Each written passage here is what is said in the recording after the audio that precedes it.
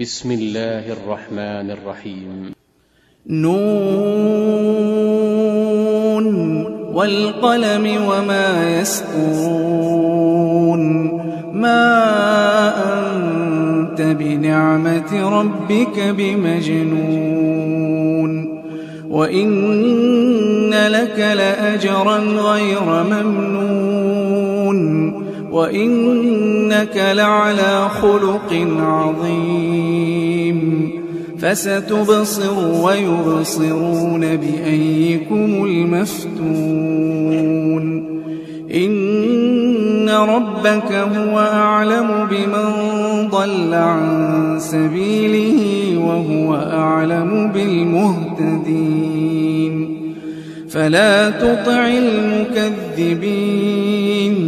ودوا لو تدهن فيدهنون ولا تطع كل حلاف مهين هماز مشاء بنميم مناع للخير معتد أثيم عتل بعد ذلك زنيم أن كان ذا مال وبنين إذا تتلى عليه آياتنا قال أساطير الأولين سنسمه على الخرطوم إنا بلوناهم كما بلونا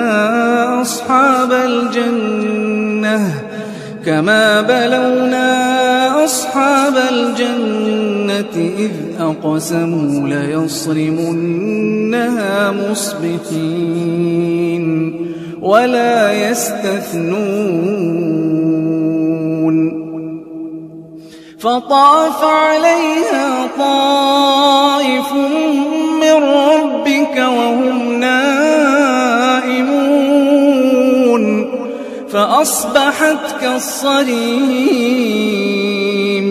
فتنادوا مصبحين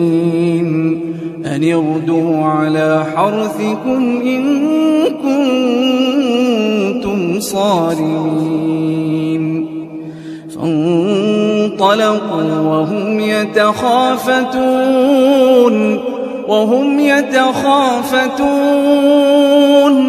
وهم يتخافتون ألا يدخلنها اليوم عليكم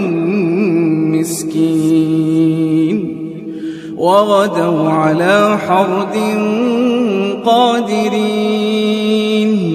فلما رأوها قالوا إنا لضالون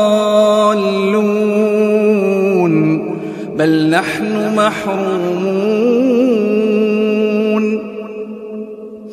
قال أوسطهم ألم أقل لكم لولا تسبحون قالوا سبحان ربنا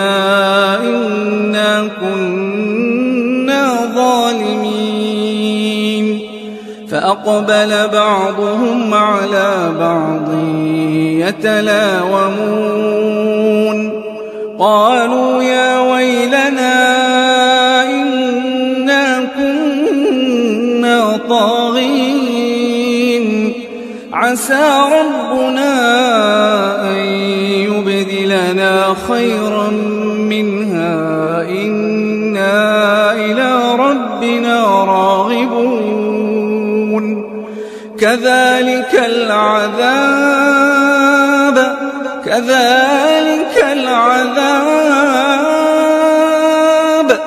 ولعذاب الآخرة أكبر لو كانوا يعلمون إن للمتقين عند ربهم جنات النعيم أفنجعل المسلمين كالمجرمين ما لكم كيف تحكمون أم لكم كتاب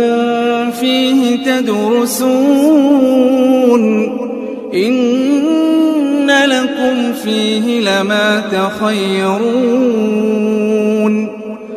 أم لكم أيمان علينا بالغة إلى يوم القيامة إن لكم لما تحكمون سلهم أيهم بذلك زعيم أم لهم شركاء فليأتوا بشركائهم إن كانوا صادقين يوم يكشف عن ساق ويدعون إلى السجود فلا يستطيعون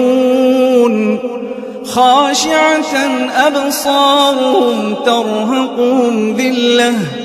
وقد كانوا يدعون إلى السجود وهم سالمون فذرني ومن يكذب بهذا الحديث سنستدرجهم من حيث لا يعلمون وأملي لهم إن كيدي متين أم تسألهم أجرا فهم من مغرم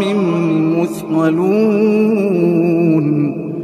أم عندهم الغيب فهم يكتبون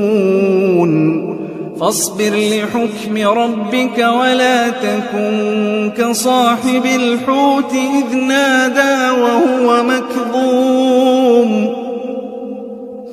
إذ نادى وهو مكظوم